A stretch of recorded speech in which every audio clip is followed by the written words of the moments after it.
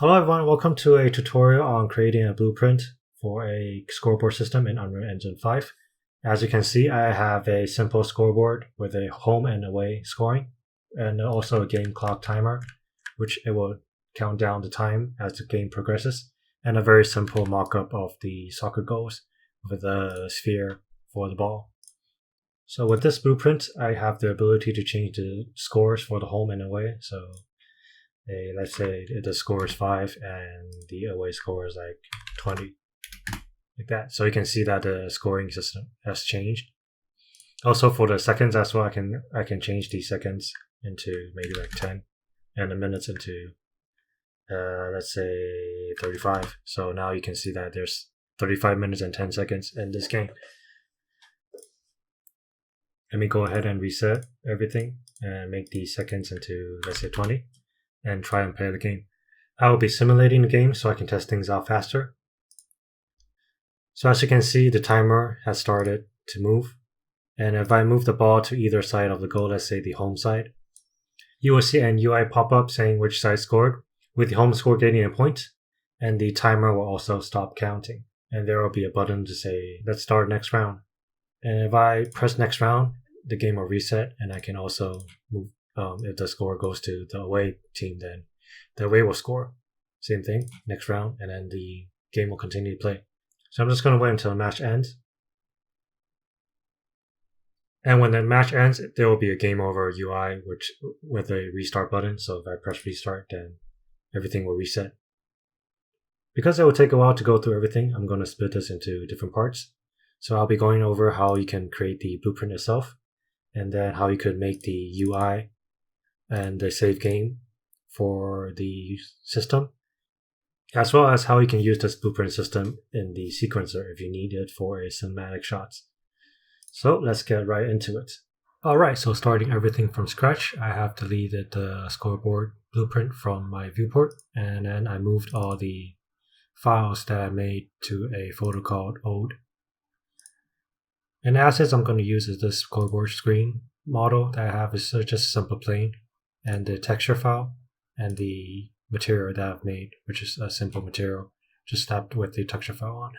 And the font I'm using is called 7 segment. And if you don't know how to import a font into Unreal Engine, I have a tutorial on how to import the font into Unreal, so you can check that out. To start out, let's right click on the content browser and go to Blueprint class, click on it, and let's make an actor blueprint for our scoreboard system. And I'm going to name this as BP Scoreboard Tutorial. There you go. Next step is to click into the blueprint that we just created. Alright, once this is open, let's start out by setting up the scoreboard. First of all, let's add in the static mesh for the scoreboard screen. Here, and I'm gonna name this as scoreboard screen.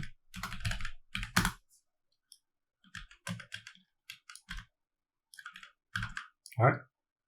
Now on the static mesh, I'm gonna change this into the scoreboard screen mesh that I have here, which is just a simple plane by itself, nothing too special. And for the materials, I'm going to use the material that I have for the screen. So it's scoreboard right here. And it's just a simple material with the texture with this texture on, with the home and away and the game clock. Now for the next step, we will want to add in some text render for the home and away scores and for the timer itself. So again, I'm going to go to add and then search for text render right here. And this will be, it will prompt up the test render right here, over here. So what we need to do is we can go ahead and first, I'm just going to position this into the home. And then I'm going to change the text over here to 88, like that. And you can see that by default, the text material and the font is going to be on Roboto Distant Field, and the default text material over here. And what we need to do is we need to change this into the font that we have imported into Unreal Engine. So I'm going to use 7 segment over here. You can see the 7 segment is in here. And we will also need to change the text material as well. So I'm going to change that into a 7 segment material. So we have this, and I'm going to actually center this and then reposition this a bit and make the size a bit bigger. Something like this, and I'm going to change the color into red. Yeah, let's just make it perfect red. Like so. So you have something like that. And if you want to have a glow within the material, all you need to do is, here I have a material glow over here. All you need to do is, in the material of your font, just need to add a multiply to the vertex color, and then add a scalar parameter called emissive or glow if you want, and then put it into the emissive color, and then you have a glow in your number when you have the post-processing within your scene as well. So there's that. And if you want to have a kind of like a digital a darker number for like a digital clock when it's not on, you can simply just duplicate that and then have this new layer just a bit behind the original one, and then change the color into something darker, like maybe like this, something like this, and then just have the text render be set as 00, and want to change the glow back to the original character. So you have something like a background for this digital number. So what I'm going to do is I'm going to go ahead and set up for all the other numbers over here. So I'll be right back. All right, I'm back. And you can see that I've positioned all the numbers in the correct place. And before it was, when you do it, you might have something like this. I just named everything and then put all the scores, the text renders, into the mesh itself. So if I move the mesh, the score will come with it. So it's up to you if you want to do it. I just do it so that if I need to ever move the screen around, I don't need to move everything together as well. So the next step is to add in the score post. If you have a mesh for it already, all you need to do is to add and go get a static mesh and put it in, position in to wherever you need to place it to. But for me, since I don't have a mesh, I'm just going to use cubes as a makeshift for the goalpost. So I make a cube, and then I'm just going to kind of place it in a place where I think it will be good for the goalpost to be at. So maybe like here. And then I'll just have the scale into the top part of the goalpost. And since this is the home side, I'm just going to rename this as the home top post. Actually, let me say post top. Like that. And then gonna duplicate that. And then I'll move this into the top post and then name this as right side, right, something like that. And again, I'm gonna readjust the scale of this. Oops. Just gonna readjust the scale and then make it so that it's more of a vertical post. Something like that would probably work. I'm not going to make it perfect since it's just an example. I'm going to copy that again and then make this as a left, and then place that over here. And next thing we need is a collision for it. So I'm going to go to add. I'm going to select the top post and then go to add and then find a box collision right here. And I'm going to rename this as home collision, home goal collision, like so. And then place that into position, scale this up a bit.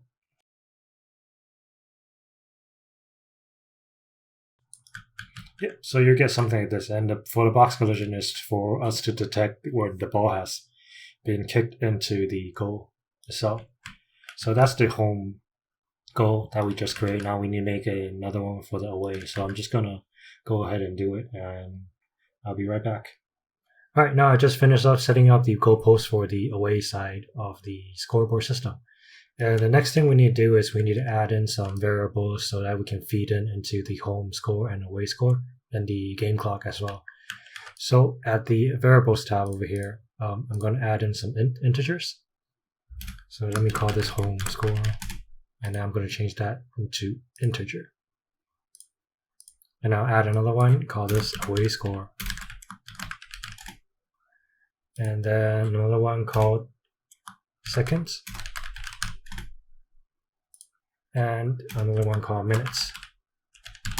So these are the 4 variables that I'll be using to feed into the numbers for the away, home and away, and the game clock. And right now I'm just going to use integer because since we're not yet at the sequencers part of the tutorial. So when I get to the sequencer part, I'll show you how you can convert these into floats instead. So for the variables at the details panel, you want to have the variables to be instance editable so you can actually edit them in the editor. And you can also give this a category if you want to. So let's, for example, let's say scoreboard.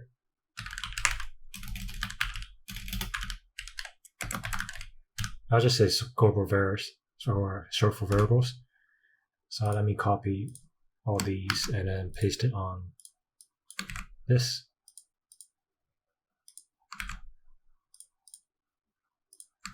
Like so. And then compile and save. And I'm just going to drag this first into the viewport, and you can see that we have our scoreboard. And at the details panel, we can see our scoreboard variables. And we can change these numbers accordingly, like so. But as you can see, there's nothing in this, nothing has changed because we haven't linked all these variables to the text renderer. So let's go ahead and start doing that. Now back at the Blueprint Scoreboard tutorial, let's head over to the construction script over here.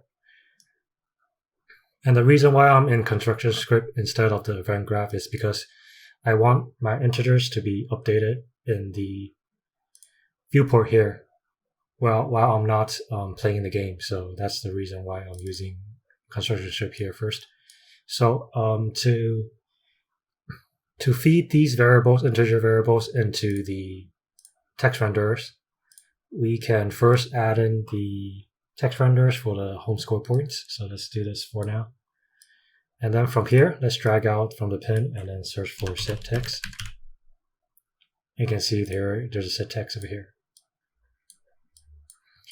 And it will need a text value to be exact. So from our home score int, we can drag that here and then do a get home score.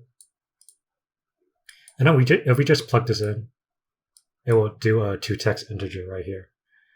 And if we compile and save, you can see that the text renderer will update into a 0. But then the problem is that since the home score is only 0, and we can't really add in like 2 zeros in our default value over here, it will remain as a one single digit 0. So how can we make it so that it's 2-digit? Well, one way is to use the branch logic. And here I have the old version of the checktime function that I made. First, I made a condition to check whether if the seconds would be less than 10. If it's less than 10, then I will change the seconds into a string, and then use a append node to add a 0 in front of the second. And then you just pretty much need to convert the string into a text and then plug it into the set text. And if it's greater than 10, it's just simply just plugging the seconds into the set text. Because I'm using a float for the old version, I'm just simply converting it back into integer and then plugging it into the text. So that's one way, and there's an easier way to do this. Back into our current construction script, if we go to our toText node, if we simply just pull this down, we can see that there's a minimal integral digits and there's a maximum integral digits over here, right? So for the minimum, we can put this as 2, which will be 2 digits, right? And the maximum we can also put as 2. So since in our viewport we can only have 2 digits at every moment, and we can't have 3 digits because that would just go over this area of the scoreboard. So with this, if we just go ahead and compile and save, you can see that it's going to be stuck at 2 digits, which is what we want to have. So with this done, we can go ahead and do another one, the away score. Let's get the away score, and then get the away score points over here. And then same thing, you wanted to set text. And link this up. And then make this 2 and make that 2, like so. So here we have the system to set up the scores for our scoreboard. And what I'm going to do is I'm going to select all these and then make this into a function, so I can use it in the graph editor, the event graph as well. So I'll just call this check score function. There you go. Now that we have the check score function, we need to do the same thing for the times. So same thing, I'm just going to get seconds here and then grab over here, get minutes. And then for the minutes, I will also use the minute time over here. And then set text.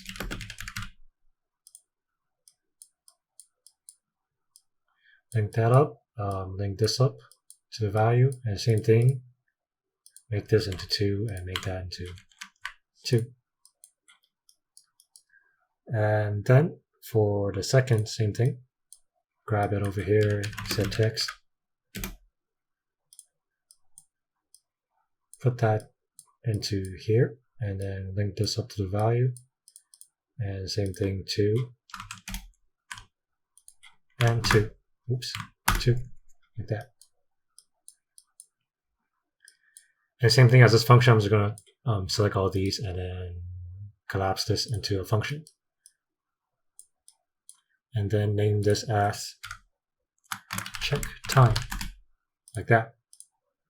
So now that we have this set up, if we go into the viewport and we change the number into like 2, you can see that the number has updated, and which is what we would want to do if we want to set up a system where we can check the variables as it updates without playing the game. That's all we need to do for the construction script for now. The next step is go to the event graph, and then at the event begin play, I'm gonna use the check score and check time function, plug it in there, and then connect these up. So then it will update the variables of the home score in seconds and minutes when the game is played. And now what we want to do is when we begin to play this game, let's say the seconds it's 1 minute and 30 seconds. When we begin to play it, we want the seconds and minutes to be the timer to be counting down. So how are we going to do that? Well, back into the scoreboard tutorial blueprint, we need to utilize the event tick function over here. And what I'm going to do is I'm going to do a delay of 1 second. So that in each second it will run the event tick. The next step is to create a logic for the timer countdown. So we'll start by checking the seconds. If the second is to 0, it will either change into 59 seconds, back to 59 seconds if there's still minutes. If the minutes is 0, then when the seconds go to 0, then it will stop the game. So first, let's get our seconds variable. And then I'm going to use a equal operator. And from here, I'm going to create a branch. And I'm going to connect the condition of a second and equals to 0 into the condition of a branch. Next, from there, if the seconds is not equal to 0, then I'm going to subtract 1 second from the seconds. So I'm going to, again, get the seconds and then do a minus subtract operator and have it subtract by 1. And I'm going to set the seconds into the new second that I have right here. So then it will minus 1 second to whatever the seconds variable has. Next, I'm going to link up the time again. So I'm going to put the check time. I'm going to link up the set seconds into check time. Now for the true operator, if seconds equals to 0, then we need to check whether if the minutes is at 0 or it's more than 1 minute. So I'm going to take the get minutes, and then again, I'm going to do equal, and then it's also going to be 0 as well. And from there, I'm going to search for a branch and connect that in.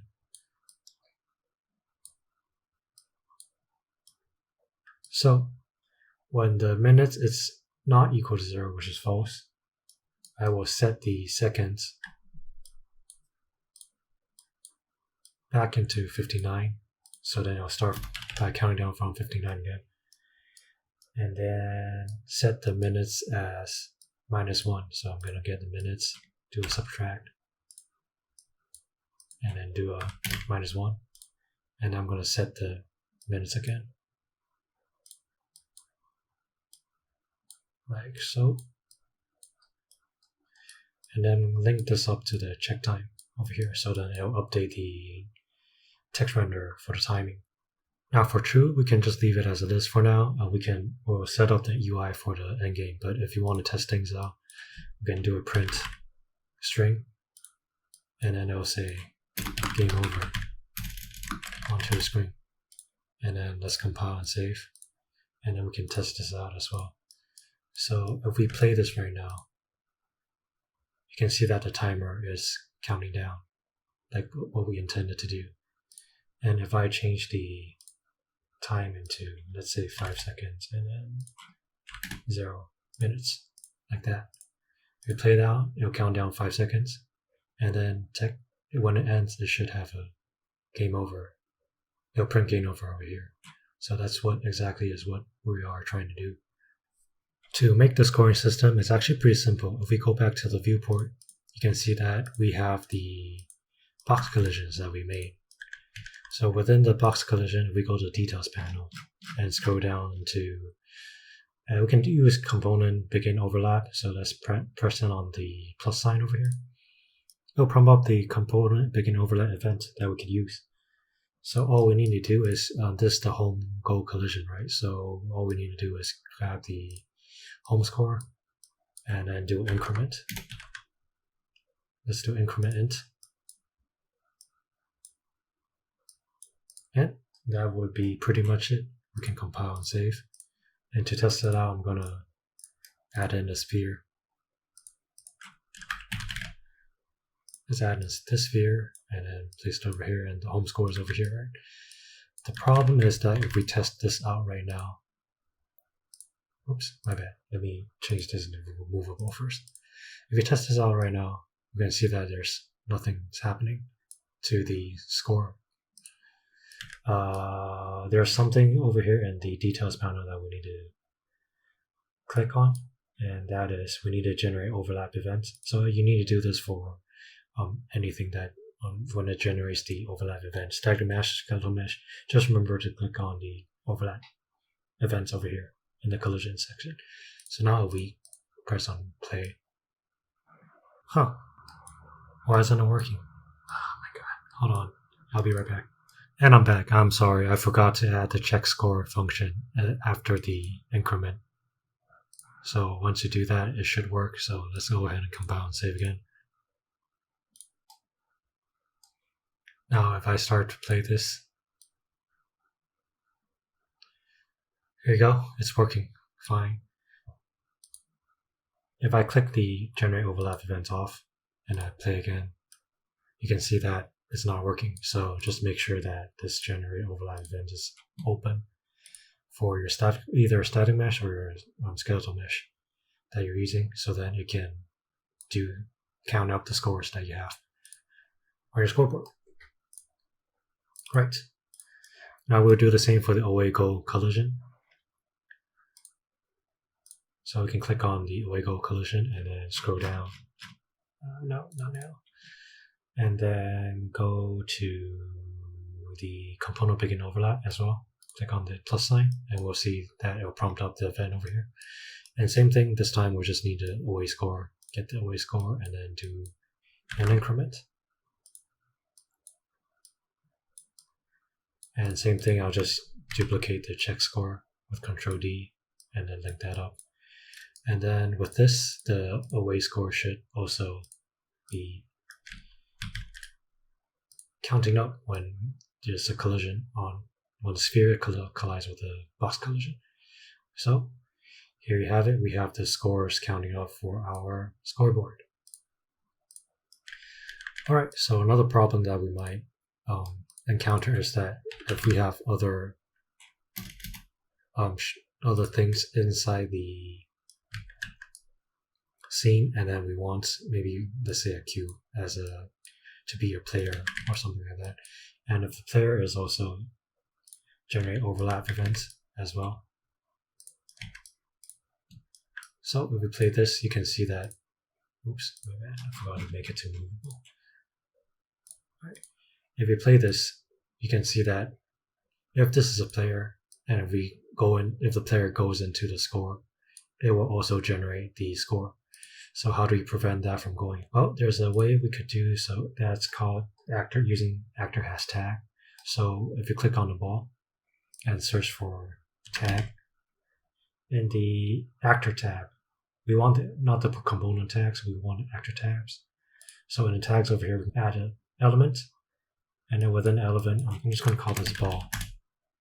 So now when we have a tag called ball, we can go back into the blueprint right here, and then from here, I'm going to, from the other actor pin over here, I'm going to search for hashtag, actor hashtag over here. And for this, it will return a condition. So what we need is we need a branch. And the condition is if the actor has a tag, right now it's none, let's name this ball. If the actor has a tag named ball, if it's true, then it will do this piece of code over here. So increment the score and then check the score function. Right, so that's all we need to add in to enable that what is being collided, overlap with the collision has an actor tag that has a ball. So let's compile and save that. And if we run this again, we can see that this is being triggered, but then if we do a queue, it will not be triggered. So this will be a way to like limit so that when only the ball touches the collision, it will update the score. So if we do that, do the same for the away goal. Let's copy and paste that. Move that out a bit. And then link that up. Save that and then play it.